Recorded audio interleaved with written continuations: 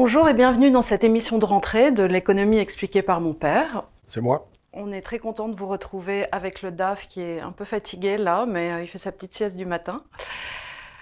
On va essayer de parler en cette rentrée peut-être de questions un peu plus monétaires parce que beaucoup d'entre vous sur les réseaux sociaux au travers de l'été m'ont posé des questions, même si nous avons évidemment conscience des batailles qui ont lieu autour du Covid, autour du pass sanitaire et toutes ces questions-là.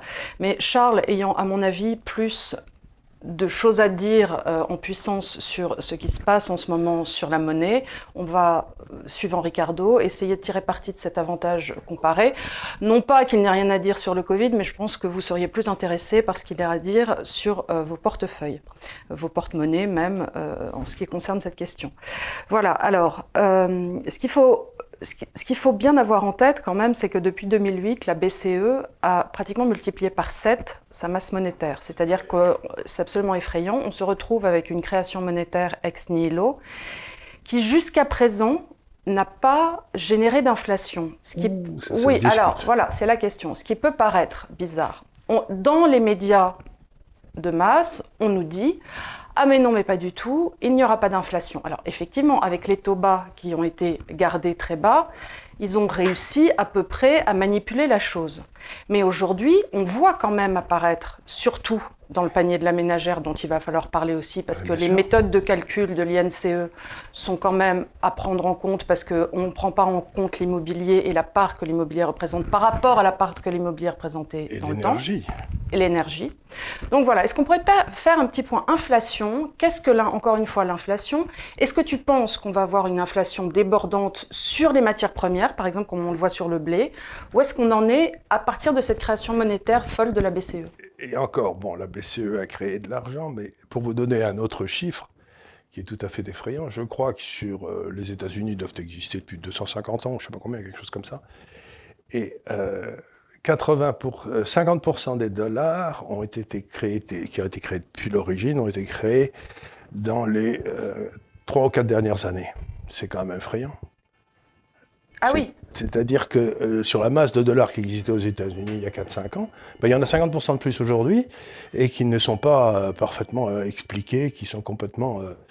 Donc c'est un phénomène mondial. Les banques centrales ont pris le contrôle de la création monétaire, alors que dans le temps, c'était les banques commerciales qui le faisaient sous la pression d'une demande de la part des entrepreneurs. On avait expliqué ça, je crois, dans ce local. Oui. Et là, c'est simplement pour financer les déficits budgétaires. Et ce que disait Rueff, qui a eu de temps en temps raison, de temps en temps tort, mais qui était un bon esprit, disait l'inflation, c'est de subventionner des dépenses qui ne rapportent rien avec de l'argent qui n'existe pas. Bon. Donc on est en pleine période inflationniste aux États-Unis et en Europe. Et avant d'expliquer les conséquences, je crois qu'il faut peut-être en expliquer les causes. C'est que nos systèmes démocratiques ont fait des promesses absolument invraisemblables pour être élus. Déjà, bon, on sait ça. Comme disait Chirac, les promesses électorales n'engagent que ceux qui les croient. Et du coup, on a une série de droits non acquis, non payés, non financés, qui ont été donnés aux gens. Et on continue à en créer, d'ailleurs. Il n'y a pas un seul candidat à l'élection présidentielle qui n'a pas l'idée d'une attribution gratuite de quelques... Oui, mais ce qui est paradoxal, c'est que ce faisant, on se rend compte que, par exemple, la part de l'immobilier pour les jeunes ménages est devenue gigantesque, c'est-à-dire que la part de l'immobilier est 35 fois supérieure à ce qu'elle était il y a 20 ans dans un budget. Donc, ce qu'on peut considérer comme un droit naturel, qui est le droit à la propriété, au contraire, ce droit naturel, à cause de ces subventions, ce qui se passe, c'est que... revient en arrière. On a beaucoup plus de mal aujourd'hui. On met 40 ans à arriver à avoir un 30 mètres carrés, là où peut-être, autrefois, on avait 3% d'intérêt, 4%, 5%. 5, 6, 7, 10, mais... 10, mais on devenait propriétaire en 8 ans. C'est ça. Et donc, ce qui se passe, c'est exactement ça. C'est-à-dire qu'il y a... On peut dire qu'il y a deux sortes de biens, ceux qui sont consommables immédiatement, la bouffe, l'essence dans votre voiture, etc. Les t-shirts. Les t-shirts, et ceux que vous consommez sur le long terme, comme par exemple votre logement. Mais si vous êtes, je sais pas, BlackRock, ou la Caisse des dépôts, qui n'a pas de problème de fin de mois, qui a des réserves absolument gigantesques de cash. C'est extraordinairement intéressant d'acheter des biens qui sont consommables sur le très long terme, parce que ça leur coûte rien d'emprunter. Et ensuite, ils vont mettre des loyers qui pourront augmenter. Donc le prix de ces loyers a augmenté de façon inimaginable, et le prix de l'immobilier a augmenté de façon inimaginable pour rentabiliser les gars comme BlackRock qui achètent de l'immobilier. Mais c'est ce qu'un trader donc comme Anis Ladjev... il trouve que c'est un scandale, il a raison. Il a raison, et je pense qu'on peut le dire aussi, c'est un scandale. Alors lui utilise ces termes en disant « ça n'est pas normal que les ultra-riches deviennent encore plus riches voilà. », ça n'est pas nos terminologies, mais toutefois, effectivement... Mais c'est un système dont j'ai dit dans le passé qu'il favorisait les riches et pénalisait les pauvres. Alors, comment on en sort? Qu'est-ce qu'on pourrait faire pour sortir de là? Parce qu'on est tous d'accord, c'est terrible. Effectivement, on en a conscience. Qu'est-ce qu'on pourrait faire? Alors, parce que sinon, il y a des grandes idées. Oui, il faut changer de paradigme, venir une 6e République. Voilà, bon, en pratique. Sans tout casser, en essayant d'être constructif et de faire les choses de manière conservatrice. Alors, on va essayer... de réfléchir, parce que c'est une question extraordinaire qu'on me pose tout le temps. Vous savez, c'est l'histoire du gars qui est perdu dans la campagne en Irlande et qui demande à un paysan comment je retourne à Dublin. Et le gars lui dit, moi si j'étais vous, je commencerais pas par là, quoi. Je serais pas Paris, je commencerais pas par là où je suis aujourd'hui, quoi. Pourquoi vous voulez aller à Dublin? C'est pas pour aller à Dublin, mais vous savez, aller à Dublin d'ici, c'est pas facile. Donc, il faut bien se rendre compte qu'on est dans une situation, enfin, ils nous ont collé dans une situation qui est extraordinairement difficile à cause de tous les accords internationaux qui bloquent tout le système, et qu'il y a des capitaux gigantesques qui ont été investis en fonction de ces accords. L'archétype, c'est l'euro, j'y reviendrai. Donc tu es en train de nous dire, n'ouvrez pas cette boîte de Pandore, elle est pleine de chevaux de Troie. Voilà, c'était la fameuse formule qui était dans un congrès travailliste qui avait fait hurler de rire l'Angleterre, mais c'est pas faux. Donc on est dans une situation extraordinairement difficile. Et tu es en train de me demander comment peut-on réformer le communisme? C'est grosso modo la question que s'était posée Gorbatchev. Parce que nous sommes dans un système aujourd'hui qui se rapproche de plus en plus du communisme, je l'ai souvent dit. Ce qui a bien aidé Gorbatchev, c'est horrible à dire, mais ça a été une grosse explosion nucléaire quand même. Une grosse, ça a fait sauter, et les bouquins de Solzhenitsyn. Ouais. Mais le communisme n'était pas réformable. Je sais pas, tu es jeune, tu ne te souviens pas de ce que disaient les journaux comme Le Monde, qui déliraient de bonheur à l'idée qu'on allait faire avoir un communisme à visage humain. Et que Gorbatchev nous allait réformer tout ça, et qu'on allait voir, il y avait la glasnost, et puis la perestroïka, et c'était très bien. Bon, ça n'était pas réformable. Donc, ce dont les auditeurs doivent se persuader, c'est qu'il n'y a pas de solution qui ne soit pas douloureuse. Donc tu nous promets du sang et des larmes? Je promets pas du sang et des larmes, je dis, si on continue, on sait très bien où on va tout droit dans le trou. J'ai dit souvent le proverbe allemand, qui paraît qu'il n'est pas tout à fait exact, qu'il vaut mieux la fin de l'horreur que l'horreur sans fin, vous savez, c'est donc il faut la fin de l'horreur, et puis il faut se ramasser une claque, quoi. Et cette claque, que un certain nombre de régimes ont toujours pris, les régimes fascistes, les régimes communistes, quand ils arrivent au bout de leurs imbécilités, c'est de retourner à une économie où il y ait des vrais prix. il faudrait sortir de l'euro, avoir une banque française qui puisse avoir ses vrais taux. Qu'on ait des vrais taux qui correspondent à la productivité. Et dans un premier temps, on se prendrait une dévaluation terrible. On se prendrait une dévaluation terrible, mais l'euro sautant, par exemple, il est probable que l'Italie, l'Espagne, le Portugal verraient leur monnaie baisser en même temps que la nôtre, et peut-être autant et peut-être plus. Donc tous les produits qu'on achète chez eux ne monteraient pas. Voilà. Il est probable que on serait obligé d'acheter des Peugeot plutôt que des BMW, mais enfin, c'est un problème. De toute façon, pour rouler à 30 à l'heure dans Paris, c'est pas bien intéressant. On pourrait les pousser, que ça changerait rien. Voilà. T'as vu qu'il y a des gens qui courent à pied pour des boules qui se font engueuler parce qu'ils vont plus vite que les voitures maintenant. Non, c'était un truc du Gorafi qui avait fait passer un truc assez drôle en disant Anne Hidalgo a demandé à ce que les cyclistes ne doublent pas les vélos pour ne pas les humilier. Les voitures. les voitures. Parce que si on a une voiture qui vaut 150 000 € et qu'on est doublé par un cycliste toute la journée, on finit par se poser des questions, quoi. Et on n'achète pas la voiture, et du coup, les ouvriers qui construisent la voiture sont mis au chômage, et Madame Hidalgo dit qu'est-ce que c'est que ce scandale, on laisse les voitures, les pauvres ouvriers... de Peugeot crever la bouche ouverte. De crever la bouche ouverte. Donc, il faut retourner à des prix de marché.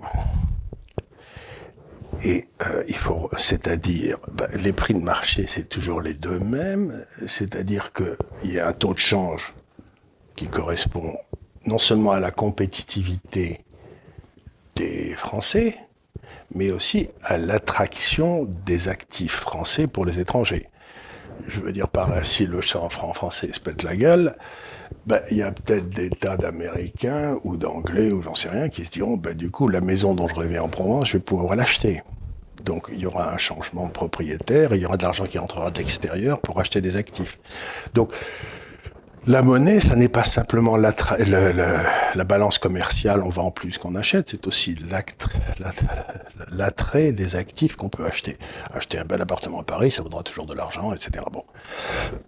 Donc il faut retourner à des prix de marché.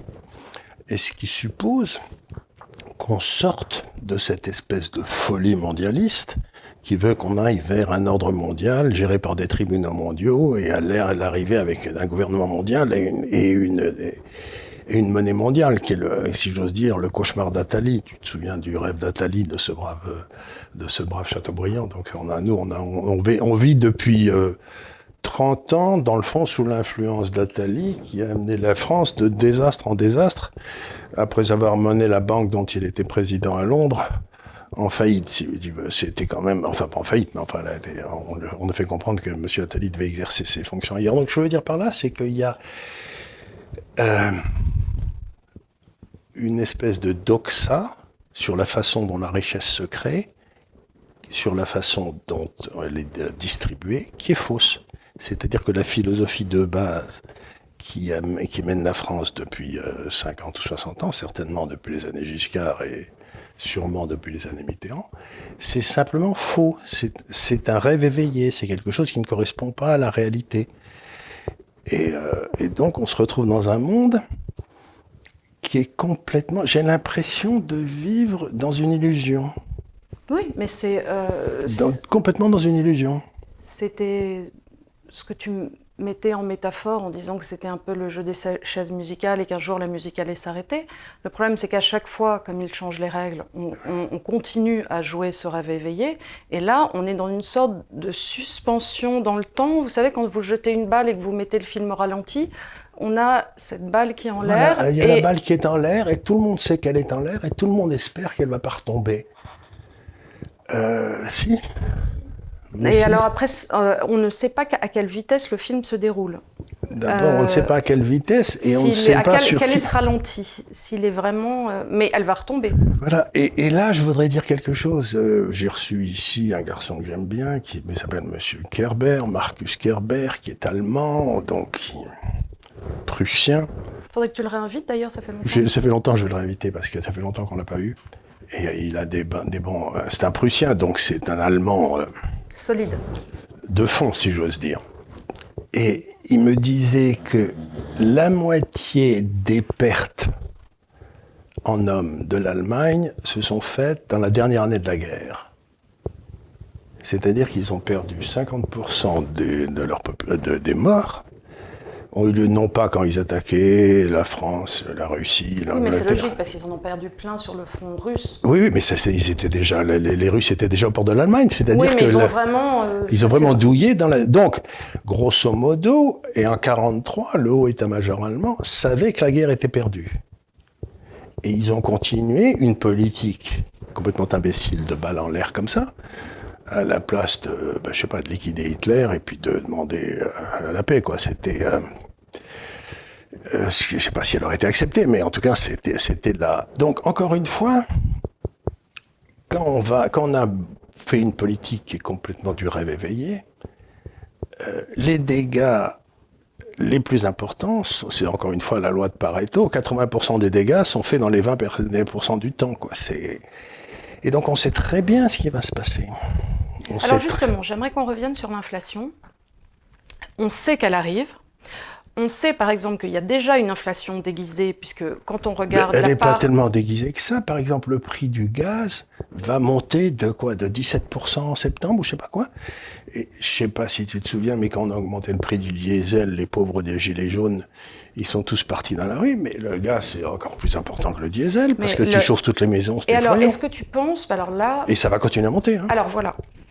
Tu as fait un article cette semaine, et j'invite les auditeurs à le lire sur le site de l'Institut des Libertés, sur ce qui s'est passé en Afghanistan, et sur le fait que, en géopolitique, ça a redistribué les cartes de façon incroyable. Et parmi ces questions, celle qu'on doit se poser est le rapport à l'Arabie Saoudite, et donc le rapport au Brent. Ben voilà. Donc, et au pétrole. Au pétrole. Alors, qu'est-ce qui va se passer maintenant qu'on est sorti de cette zone, que l'Arabie Saoudite... Ce qui est apparu après l'affaire de l'Afghanistan, c'est ce que j'essayais de mettre dans l'article, c'est que la protection militaire américaine ne valait pas tripette. Ils n'ont pas réussi à défaire 5000 va-nu-pieds avec des lance-pierres, donc l'Afghanistan, quelque part, tout le monde s'en fout, c'est loin, il y a des cols pour y arriver, il faut passer par là. Après, plein de gens te diront, ça n'a jamais véritablement été une nation, c'est fait d'un ensemble de tribus. Oui, c'est pour ça, essayer de créer une nation, c'était une imbécilité. C'est un peu l'erreur qu'on avait fait aussi autour du Liban, de vouloir faire des Alaouites, des Druzes, des trucs. Alors, quelquefois aussi, dans l'absolu, c'est vrai que pourquoi les Américains ont besoin d'aller là-bas? Ils voulaient liquider Bin Laden. Ce qu'ils ont fait, une fois qu'ils avaient liquidé Bin Laden, ils devaient s'en aller en disant écoutez, maintenant démerdez-vous, c'est plus notre problème. Alors après, le droit des peuples. Alors après, on peut pleurer en disant oui, mais c'est horrible parce que le droit des femmes et tout. Oui, c'est horrible. Il n'y a pas de charia light, on est d'accord. Mais ceci dit, c'est pire au Pakistan. Mais c'est pire au Pakistan si on devait rentrer dans tous les pays où les femmes sont maltraitées, on aurait du boulot. Hein. Et puis au nom de quoi? C'est exactement ça. Donc là, être en Afghanistan, c'était une drôle d'idée. Mais ça faisait marcher à fond l'industrie d'armement américaine, qui est quand même un truc important pour les politiciens à Washington, qui sont tous payés par cette industrie.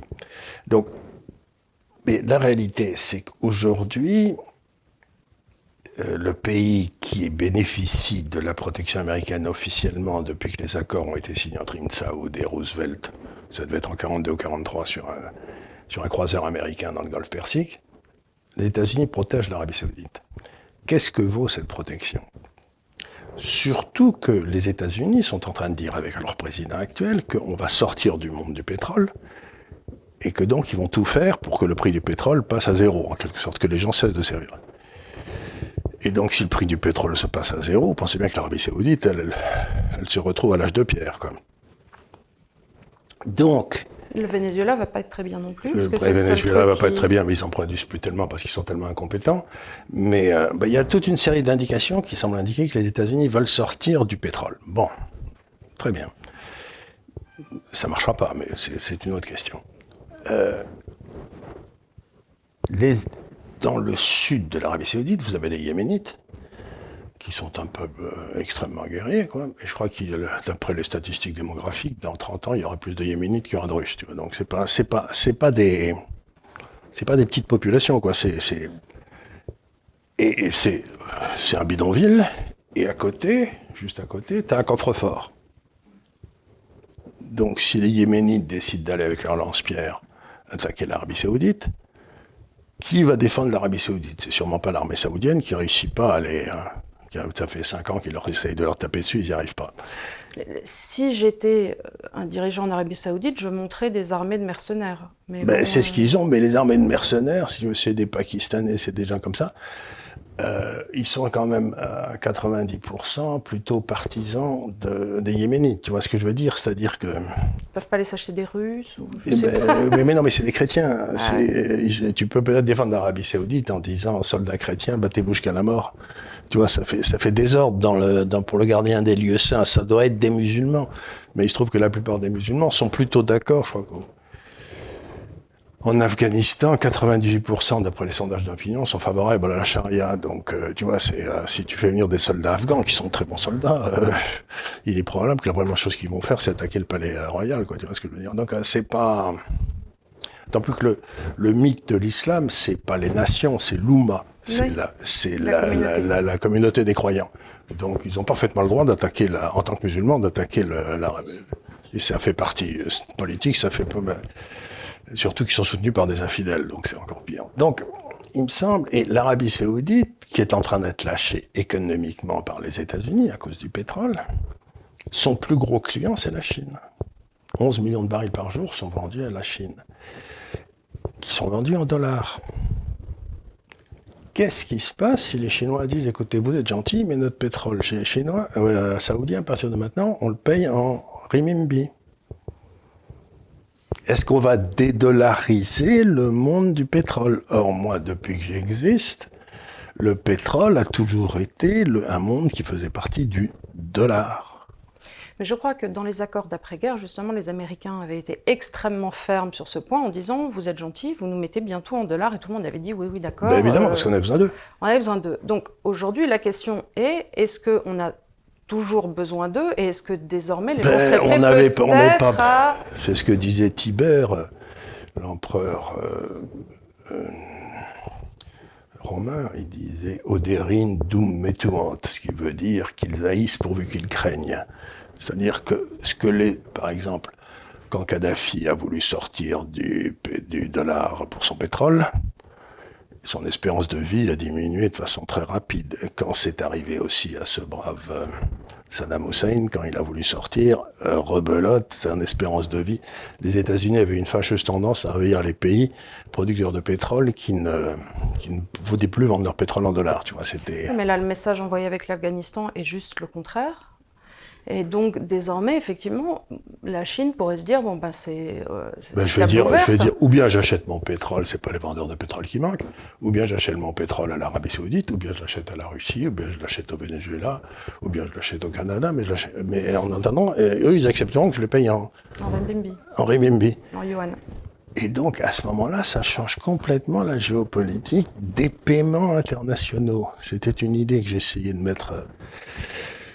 C'est que jusque-là, tout passait par des systèmes qui étaient contrôlés par des Américains, systèmes informatiques, systèmes de paiement, etc.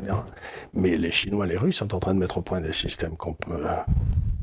Et donc, pourquoi garder, par exemple, 60% de ces réserves de change en dollars, si les achats que tu fais aux États-Unis représentent que 10% de ton commerce? Il n'y a pas vraiment de raison. Donc ça veut dire que les réserves de change dans les banques centrales, qui étaient très élevées parce qu'il fallait pouvoir acheter du pétrole avec les réserves de change, ou des matières premières, ça veut dire que toutes les sociétés pétrolières qui avaient des fonds de roulement gigantesques en dollars, Total la première, parce que c'était nécessaire pour c'était la monnaie de transaction de la matière première, ces gens-là, ils vont se dire, est-ce que j'ai besoin vraiment d'avoir 3 mois de stock valorisé en dollars et d'avoir la contrepartie en dollars de ça? Probablement pas.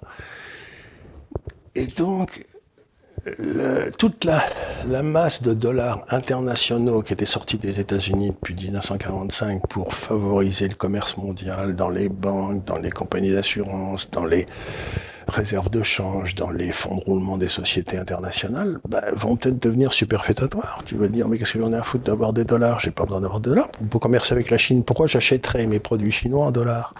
Mais alors, du coup, est-ce que ça peut pas créer aux États-Unis une inflation? Parce qu'on va avoir ressortir... La monnaie va se viander.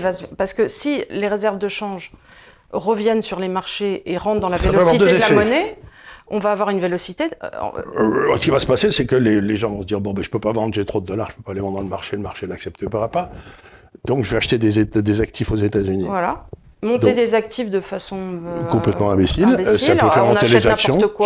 On achète n'importe quoi. Du BTC, on achète des actifs, des maisons, des trucs, des machins, on dit ça vaudra toujours quelque chose. Mais j'achète plus d'obligations. Non, puisque je vais faire l'obligation, c'est de la... Et donc j'achète des actions américaines, ce qui explique peut-être la hausse de la bourse de New York. Il y a peut-être des gens qui sont en train de liquider. C'est ce qu'un peu fait la Banque nationale suisse. La Banque nationale suisse, les gens veulent du franc suisse, donc ils leur donnent du franc suisse. Et en général, ils leur donnent du dollar de l'autre côté. Et à la place de le mettre dans la réserve de change, vraiment, les Suisses se retournent et achètent des actions aux États-Unis. C'est pas idiot. Mm-hmm. En se disant, ça vaudra peut-être pas grand-chose, mais en tout cas, ça vaudra toujours plus que le dollar. Quoi. Donc, si j'achète, je sais pas, donc ils jouent contre le dollar. Les gens votent contre le dollar avec leurs pieds, ce qui paradoxalement fait monter la bourse de New York. Oui. Ce qui est drôle, c'est un truc assez étonnant, mais Un de ces quatre, mais à partir du moment où le dollar commence à baisser très fortement, je vois pas comment des pays comme l'Italie et la France s'en sortent dans le commerce international, parce qu'ils continuent à produire des choses, les États-Unis quand même. Ne serait-ce qu'Airbus, tiens, prendre Airbus. Alors moi, il y a un truc... Ce que je veux dire, c'est que l'équilibre qu'on avait, tout cet équilibre institutionnel, Banque mondiale, Fonds monétaire international, dollar, pétrole et tout ça, c'est intimement lié, ça se tient comme les doigts d'une main. S'il y a un truc qui se pète, un anneau qui se pète, tous les autres peuvent venir derrière plus ou moins rapidement. C'est-à-dire ce que je dis depuis 10 ans, c'est, je veux dire, l'ordre, la Pax Americana, c'est fini. L'hyperpuissance, comme le disait Védrine, c'est fini. C'est-à-dire qu'on se retrouve dans un monde où, comme j'avais écrit un article, un sujet d'ailleurs, l'histoire bouge à nouveau. On a eu une histoire figée pendant...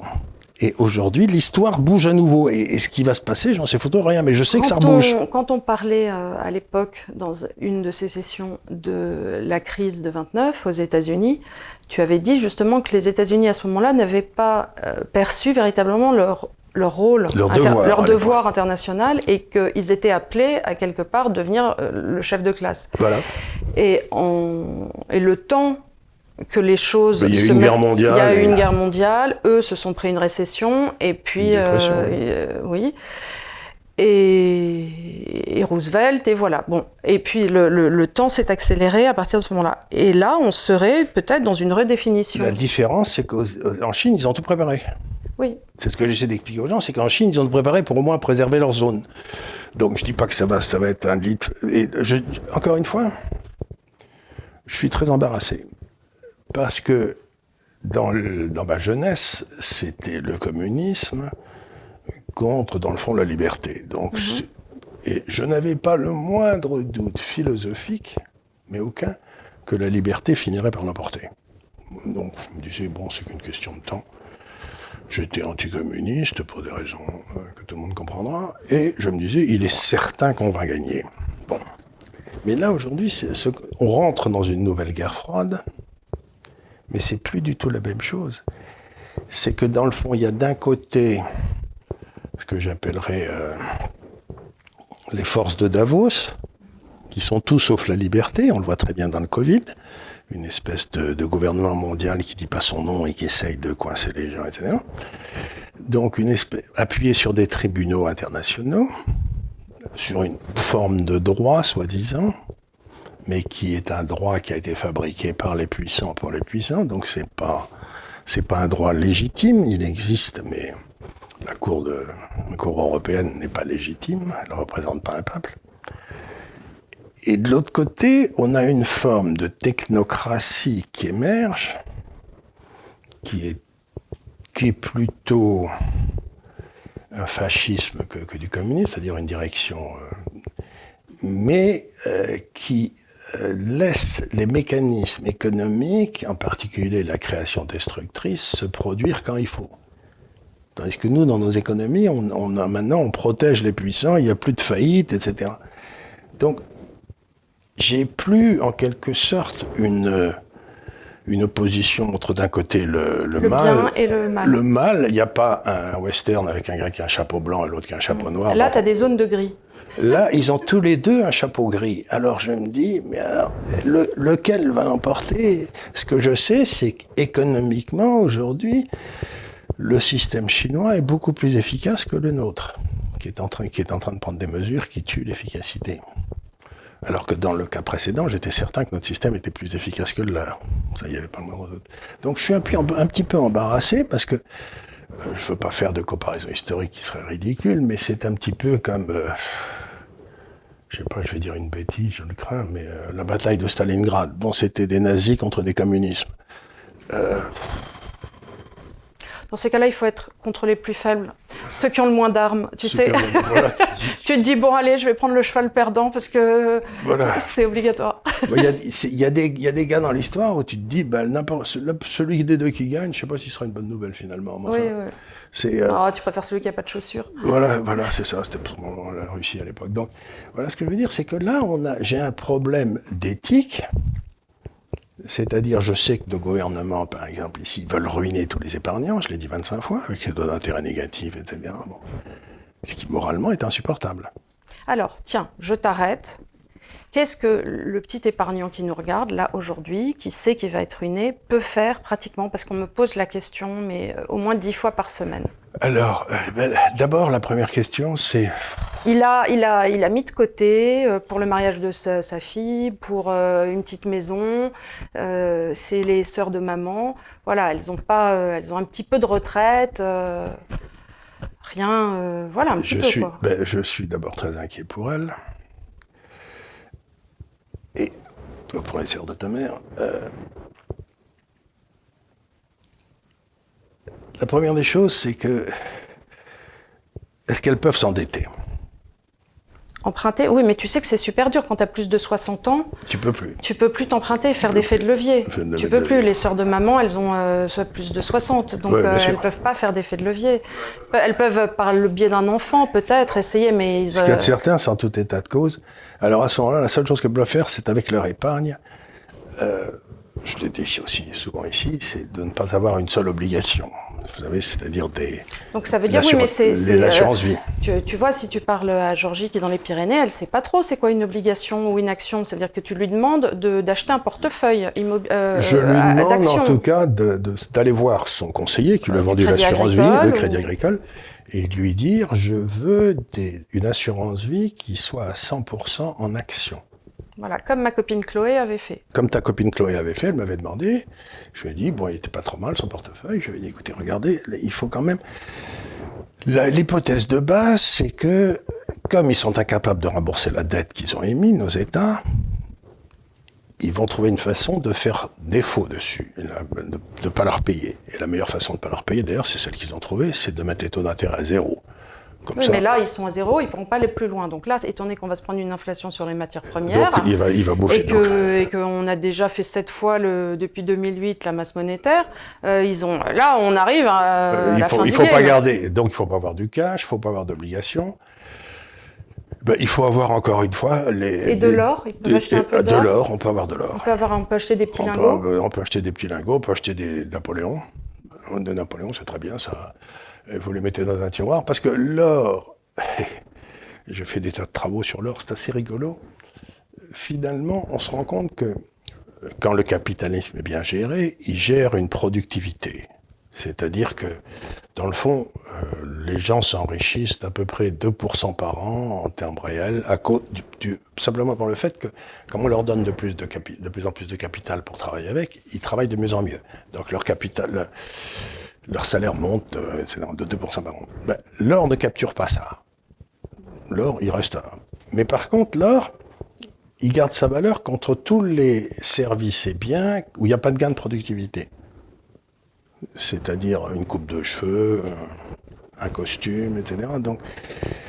Donc pour C'était la fameuse réflexion de ton ami italien, de dire, quoi qu'il arrive, avec une pièce d'or, je nourris une famille en Italie pendant une semaine. Voilà. Qu'il pleuve, qu'il neige, qu'il vente, je nourrirai une famille. Je vais voir le paysan du coin, il comprend parfaitement. Et j'aurai 2 poulets, 2 caisses de poireaux, des pommes, voilà. Et tout va bien. Donc c'est exactement ça. Donc grosso modo, oui, il faut mettre son épargne plutôt dans des pièces d'or. Pour ceux qui sont un peu plus sophistiqués, mettre une partie de son épargne en Asie, parce que la Chine est en train de préparer ça, je l'ai souvent dit. Mais c'est pas très facile à faire pour des Français. Et Charles n'est pas payé par le gouvernement chinois. Je le regrette d'ailleurs. Oui. Parce que... Si vous voulez envoyer des mandats cash, il est prêt à vous donner son... Mais pour l'instant, ils se sont perdus. Ils sont perdus. Je ne suis payé ni par le gouvernement chinois, ni il y a quelques années par la CIA, ni qui aurait pu me payer, ni par l'intelligence service. Et je ne crois pas que ce que je dis sur la France depuis une vingtaine d'années puisse faire penser aux gens que j'ai été payé par le gouvernement français d'une façon ou d'une autre. J'ai pas été ébloui par leur travail, donc... Et la Chine, on le regrette, parce que je suis sûr qu'ils payent bien. Je suis sûr qu'il y a des tas de gens qui sont payés par la Chine et la Russie non plus, on n'est pas payé par la Russie, on est vraiment désolé. Non, la Russie, je ne vais pas payer. Ouais. On est payé par personne et c'est un scandale. D'ailleurs, c'est extrêmement douloureux de recommander des choses dans lesquelles je ne vais rien gagner dessus, c'est quand même... Bon, bref, ça c'était un incident, et on rigolait là, soyons sérieux, on n'était pas sérieux. Mais dites-vous bien que il faut que vous vous mettiez dans une disposition d'esprit que votre État et votre système financier sont vos ennemis. Donc, il faut que vous gériez tout votre capital contre eux. S'ils vous donnent un avantage fiscal pour quelque chose, surtout ne le faites pas. Vous savez que vous allez vous faire massacrer. Le nombre de gens qui sont entrés dans des lois scellées, dans des trucs, dans des... Et dont ils peuvent plus sortir, ils sont faits comme des rats, etc. J'ai peur de l'immobilier, parce que logiquement, acheter un studio à Paris, ça serait une bonne idée. Si tu vis dedans, c'est toujours ça. Mais la spéculation immobilière aujourd'hui, avec le marché qui est tellement haut et qui va continuer certes de monter, non seulement ça, mais en plus ils artificiellement... vont bloquer les loyers, et puis ils vont taxer l'immobilier. Mais bien sûr. C'est la première des choses qu'ils vont faire, c'est taxer l'immobilier comme des fous. Donc... Et après, on est captif. Après, on est fait comme un rat. Moi, j'ai un de mes amis qui avait loué une dame qui était tout à fait bien, polonaise, je crois, un petit appartement à Levallois. Il s'est retrouvé avec la dame qui payait pas. Il lui a fallu 3 ans de procédure dans lequel il n'a pas touché un rond pour pouvoir la virer, quoi. C'était... Il est certain que quand on fait des lois extrêmement protectrices des locataires, de fait, les propriétaires deviennent frileux et préfèrent garder. Moi, je le vois. Donc, j'habite dans le 16e arrondissement. Quand je rentre l'hiver avec mon chien, je vois bien le nombre d'appartements qui ne sont pas illuminés dans l'endroit où j'habite. Et il y en a beaucoup parce que les gens préfèrent ne pas louer. Va dans le 7e, ou louer en BNB quand ça marchait, parce que ça, il risque pas de rester, en quelque sorte. Donc, une partie de cette attaque des gouvernements contre les petites gens, c'est une attaque contre les droits de propriété.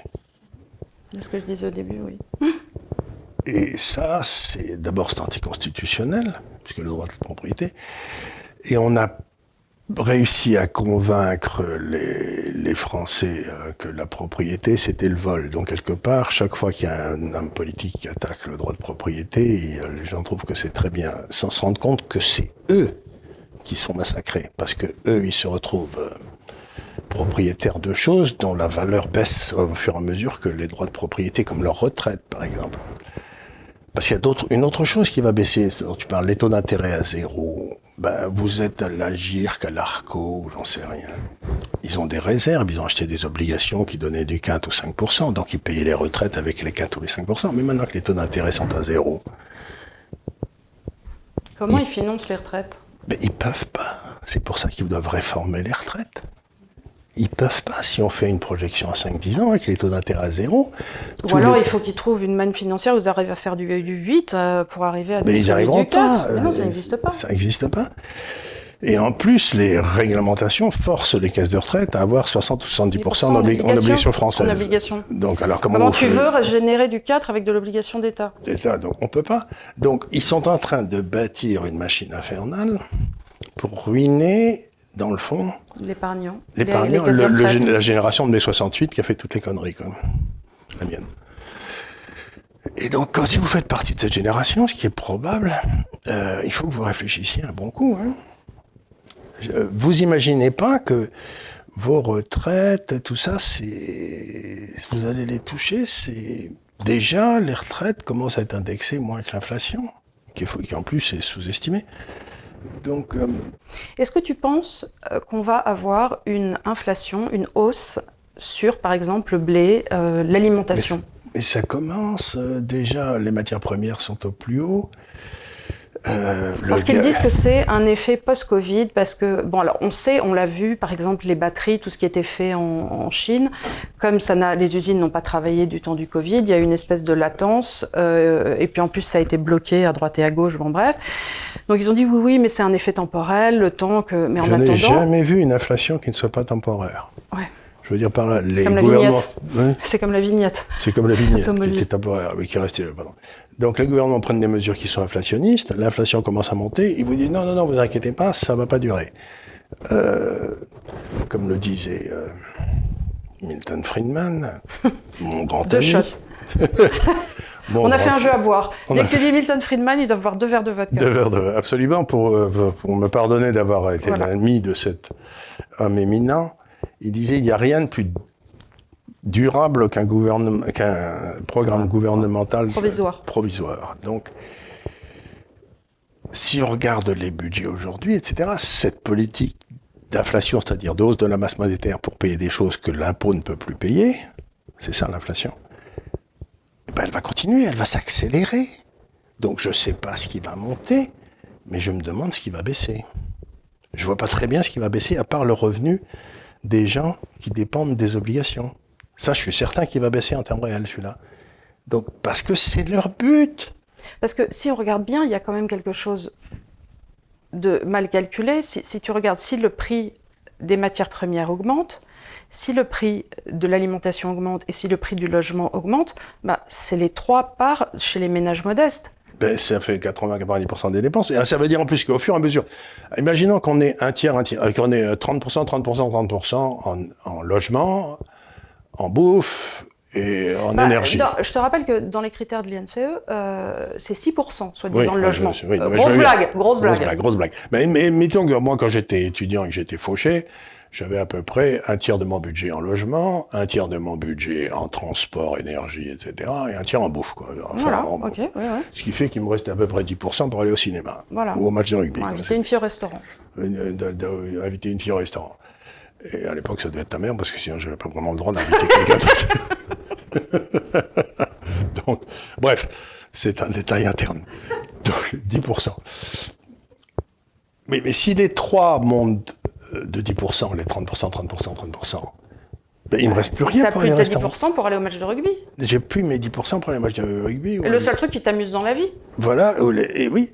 Et donc, ce qui se passe, c'est qu'on ne se rend pas compte que ces hausses on devrait calculer le revenu disponible des gens après les trucs dépenses, en kikinant. Les dépenses en kikinant. Payer sa facture de gaz, ça fait pas partie du niveau de vie, quoi. Ça déclenche pas.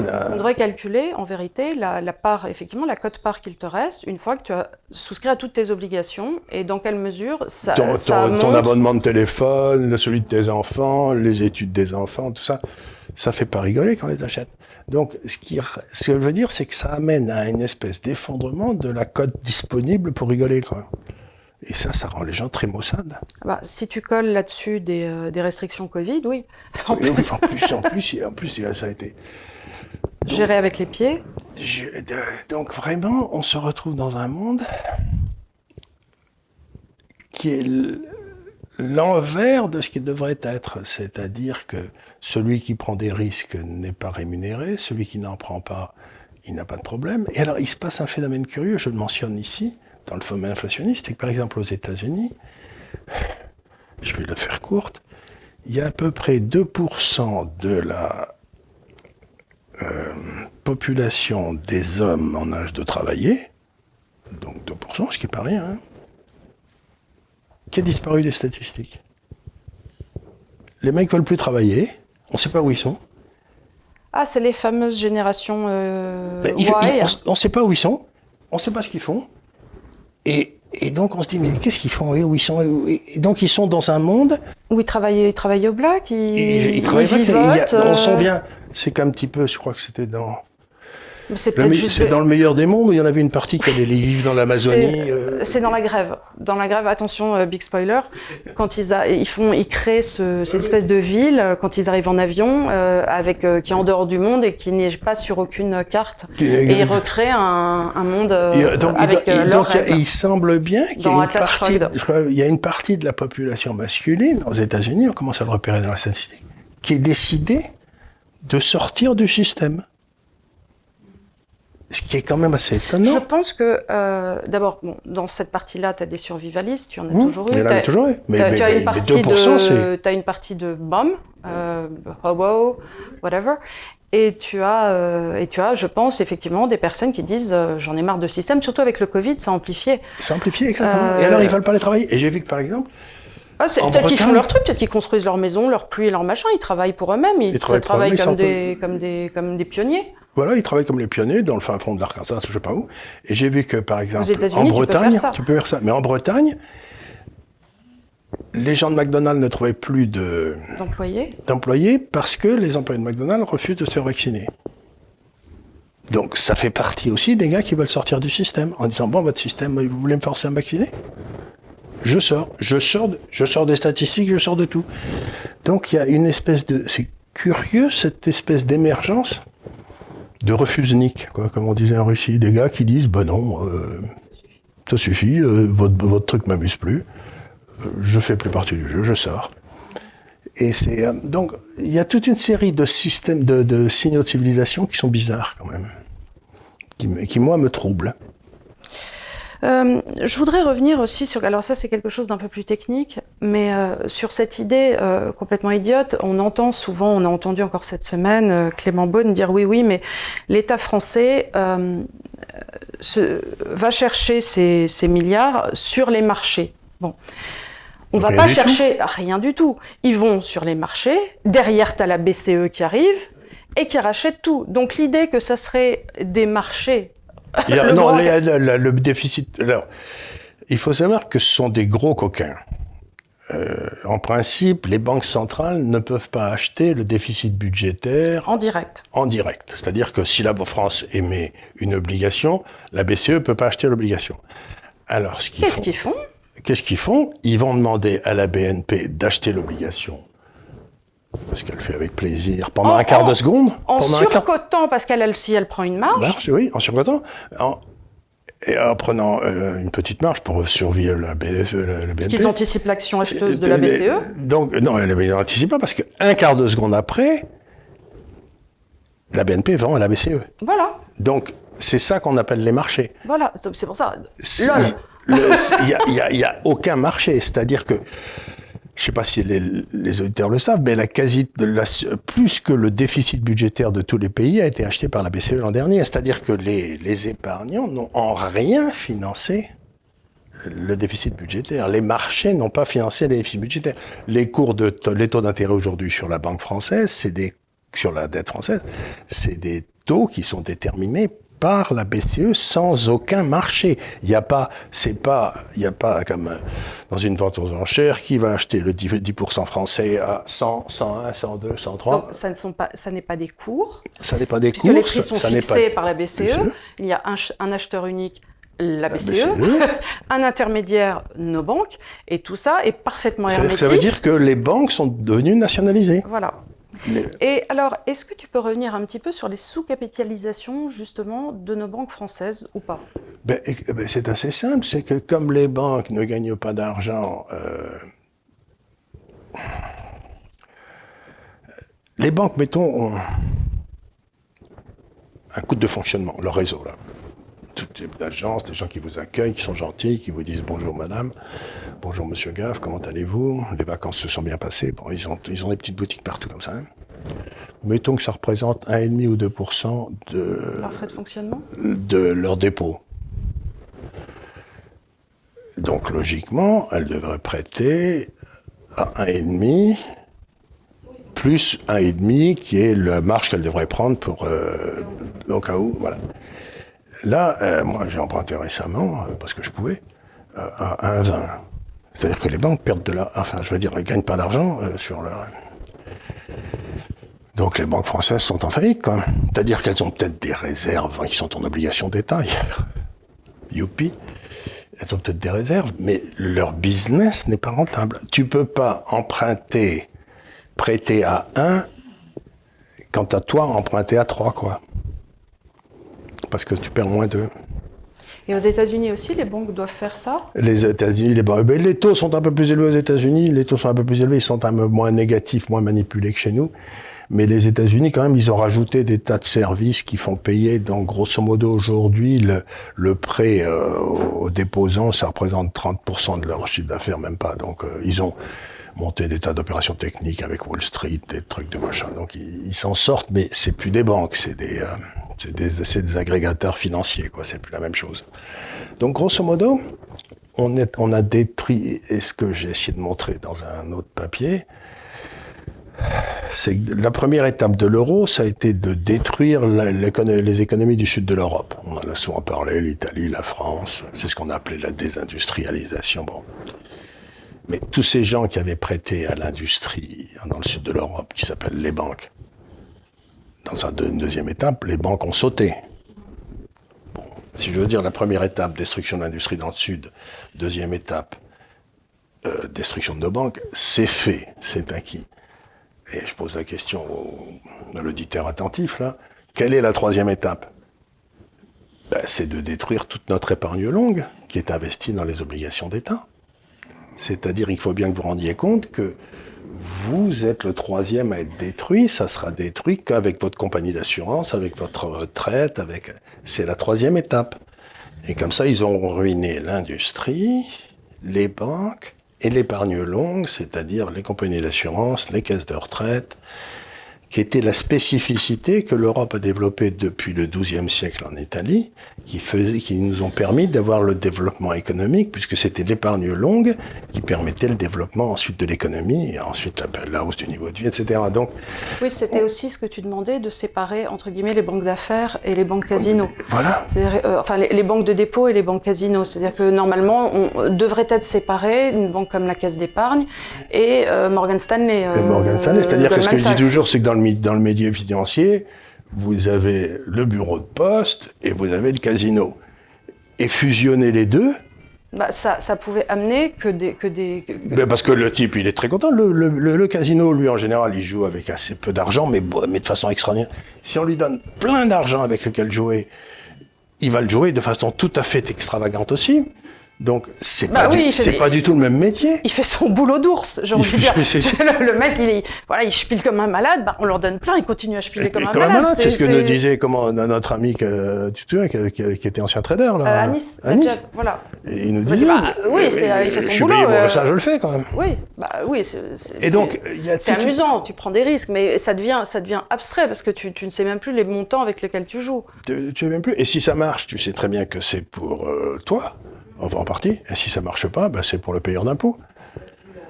On l'a vu dans la crise de 2008-2009. Donc, encore une fois, je reviens un petit peu en disant, vous avez maintenant un système dans nos pays occidentaux, ce qui est complètement nouveau, qui n'est pas viable à long terme. Qui n'est pas viable, c'est un message important, hein. C'est un système qui est instable, qui ne peut pas ne pas exploser. Et alors, ils sont en train d'essayer de l'empêcher d'exploser en mettant des rustines ici ou là, mais ça marchera pas. Donc, c'est la première fois dans ma vie que je suis en face de nos démocraties créant un système instable. C'est quand même une nouveauté. Moi, ça me fait très peur. Hein. Mais moi donc, moi aussi. Et c'est pour ça que je dis aux gens, il faut que vous vous prépariez, parce que tous ces espèces de systèmes de sécurité que le système démocratique avait bâti, il n'est pas du tout sûr qu'ils soient aussi, qu'ils vont demeurer. Donc il faut que vous vous prépariez en quelque sorte à des systèmes de sécurité plus fondés sur, je sais pas quoi, la famille, la terre, les services de proximité, etc. Parce que ça m'inquiète, parce que tous ces systèmes sont devenus partie de l'instabilité. On peut plus les financer. C'est ce qu'on avait reçu Charles Pratt, il nous avait dit, il y en a 56 milliards qui sont piqués, quoi. Il a d'ailleurs, Charles Pratt, c'est un second livre que je vous invite à précommander, qui va sortir sur toujours le cartel des fraudes. Et voilà, pour aller un peu plus en détail justement dans cette fraude sociale. Qui est absolument gigantesque. Qui est aberrante, mais qui n'est à mon avis que l'arbre qui cache la forêt, parce que il y a exactement le même genre de fraude sur tellement d'aspects. Enfin, je veux pas dire, mais c'est par exemple le remboursement des tests Covid, qui sont remboursés par les Sécu entre 54 et 74 euros, pour cette histoire de bâton dans le nez qui, à mon avis, doit coûter 2 euros, 5 euros à faire, puisque les tests salivaires qu'on fait coûtent à peu près ça. À mon avis, il y a des marges énormes, et en rétrocession, ça n'a pas dû être perdu pour tout le monde, parce que ça a été bien remboursé par la Sécu, donc par nous. Mais à peu de gens. À peu de gens, oui et non, parce que... Non, ça a été remboursé à tout le monde, mais oui. c'est peu de producteurs qui ont touché la manne. Oui. J'imagine qu'il fallait montrer patte blanche pour être... je ne sais pas si tu te souviens, mais au début, ils nous avaient expliqué que seuls certains laboratoires qui avaient pouvaient faire ces tests, et ils étaient 5 en France. Et au fur et à mesure, ils disaient non, mais finalement, tous les labos, puis alors après, tous les labos pouvaient les faire. Et maintenant, il y a des cahutes dans ma rue, mais en plastoc, avec des nanas qui arrivent, qui disent, mais enfin, c'est limite insalubre, c'est en plein milieu de la rue, rue auprès du feu, je me dis ça peut pas être dans des conditions sanitaires optimales, avec des filles, je sais pas comment, elles se sont pas lavé les mains puisqu'il n'y a pas d'eau à côté. Je me dis mais enfin comment on peut avoir des résultats de tests? Donc voilà, donc si vous voulez, dans cette première émission, on a essayé de vous dire. Alors attends, je voudrais te poser une dernière question Allez, avant de vas-y. conclure. Comment on arrive en année présidentielle?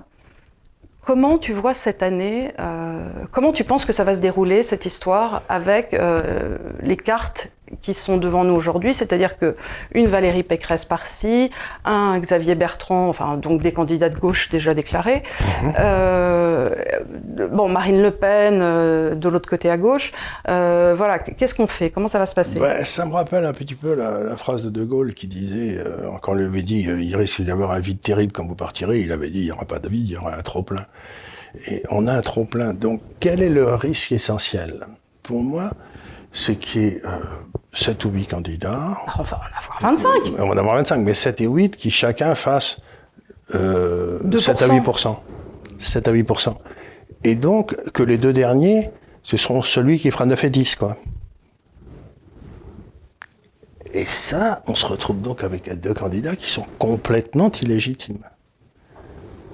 Complètement illégitimes. Si le premier fait 10%, mettons le président actuel, et le deuxième fait 9%, mettons je ne sais pas qui d'autre, Mélenchon, allez, et que les autres font 8-7, 8-7, 8-7, 8-7, on n'a pas... Donc la base de la Ve République, c'est qu'il y avait deux candidats qui se présentaient, et il y en avait... Représentant des partis structurés, forts, et des masses de population une antenne en région. Bon, le parti socialiste s'est écroulé, le parti communiste s'est écroulé, il n'y a plus de parti, donc il n'y a plus que des ambitions individuelles.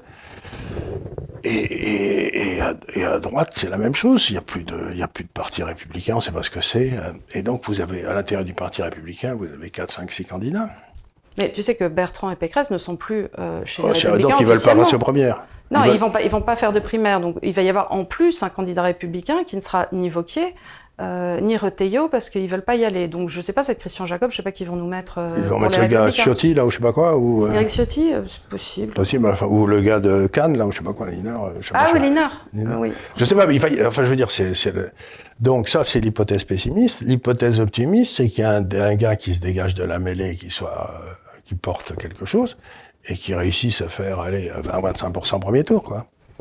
Bah, écoute, étant donné la multiplication des pains, j'ai envie de dire, personne ne va pouvoir faire 20-25% au premier tour. Non, ça va être difficile. Ça va être difficile, puisqu'il va y avoir un vote tellement fractionné. Voilà, donc... Mais moi, ce qui me fait peur, c'est que du coup, on peut se retrouver, parce qu'il y aura une affiche trop mignonne avec un beagle dessus, avec un vote pour le parti annibaliste de 10%. Exactement. Juste parce qu'on a trouvé... Chez Spa, chez Tradition, oui, enfin, ça, on leur souhaite, mais enfin, je veux dire, le parti animaliste dont on ne connaissait rien, je rappelle qu'il a fait un score limitable de chiffres aux européennes. Oui. Donc, juste parce qu'il y avait un beagle trop mignon sur l'affiche. Et j'y ai pensé, hein. J'ai pensé à voter pour. On a un candidat, si vous voulez, pour la photo. Oui. Donc c'est ça la vraie question, c'est que plus personne n'a la stature de la 5e. De la 5e. On a besoin, il faut avoir une stature, mettons la stature du général, allez. On transigerait pour un Pompidou. On transigerait pour un Pompidou, mais aujourd'hui, il n'y a personne qui soit éminent. Qui soit quelqu'un qui... Donc, on ne sait pas trop. Zemmour, qu'est-ce que tu en penses? Zemmour, ce que je dis aux gens, c'est qu'il a quelque chose qui m'intéresse beaucoup, c'est qu'il a un courage fou. Moi, ce que j'aime chez Zemmour, c'est qu'il a du courage. Il n'a pas peur de se... Et il a une deuxième qualité, c'est qu'il adore ce pays. Il aime ce pays, mais un peu comme Bernanos aimait la France, quoi. Il en peut plus d'aimer la France, le pauvre garçon. Et donc, il aime ce pays, il a un courage fou. Donc, ça fait déjà une différence énorme avec tous les autres qui n'aiment qu'eux-mêmes. Qui sont tous des narcisses, quoi. Donc, moi, j'ai un faible pour Zemmour parce que je l'ai vu avoir du courage physiquement.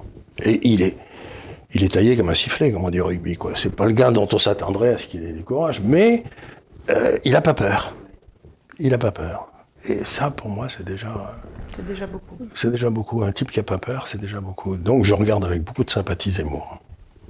Eh ben, écoute, c'est parfait. Je pense qu'on a fait un petit tour de rentrée. Surtout, n'hésitez pas à réagir sur les réseaux sociaux. Si vous voulez poser des questions, n'hésitez pas soit sur le fil de l'Institut des Libertés, soit sur mon fil à moi, donc Gave Emmanuel.